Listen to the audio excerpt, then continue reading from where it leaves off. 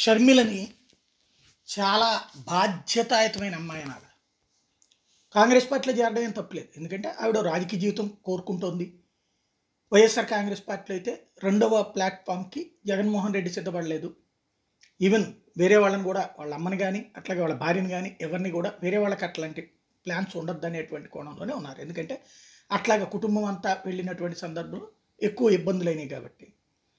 ఆ రీత్యా తను అట్లున్నారు. కాబట్టి తినకి అవసరం కోసం ముందు తెలంగాణ ఆశించింది. తెలంగాణలో తగిన అవకాశం రాకపోయేటప్పటికి ఆంధ్రప్రదేశ్‌లోకి కాంగ్రెస్ పార్టీ పెట్టాలనుకుంటుంది. ఆమె కూడా సిద్ధపడుతుంది. రాజకీయంగా ఆమె ఏమైనా చేసుకోవచ్చు. వ్యక్తిగతంగా జగన్‌ని విమర్శించనంత వరకు ఆవిడ రాజకీయ ప్రస్థానానికి సంబంధించి ప్రాబ్లమ్ ఏం లేదు. ఓన్లీ తెలుగుదేశం అనుకూల మీడియా వాళ్ళకి మాత్రం అదొక పండగ ఉంటుంది. కొంచెం రెచ్చగొట్టడానికి వాడతారు.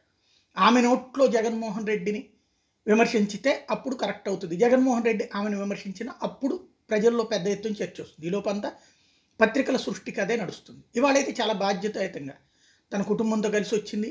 అన్నకొచ్చి ఇన్విటేషన్ ఇచ్చింది. ఆ సందర్భంలో మీడియా అడిగినప్పుడు కూడా చాలా హుందాగా పెళ్లికి సంబంధించిన ఏర్పాట్లో ఉన్నాం, వేరే ఇష్యూస్ ఏమీ వద్దు అన్నటువంటి బాధ్యతాయుతంగా చెప్పింది.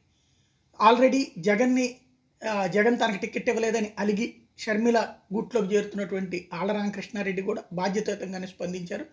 రాజకీయాలకి ఇది సమయం కాదన్నట్టు. ఓవరాల్గా రాజకీయపరమైన విమర్శలో తప్పేం లేదు. రేపు పొద్దున జగన్మోహన్ రెడ్డి ప్రభుత్వాన్ని విమర్శించవచ్చు షర్మిల, అందులో తప్పుకోలేదు. ఎందుకు ఒక పార్టీ నాయకురాలు, కాంగ్రెస్ పార్టీ నాయకురాలు. కానీ వ్యక్తిగతమైనటువంటి వ్యవహారాలు తీసుకొస్తే వివాదం అవుతుంది. హుందాగానే ఉన్నది తాజా రాజకీయం అయితే.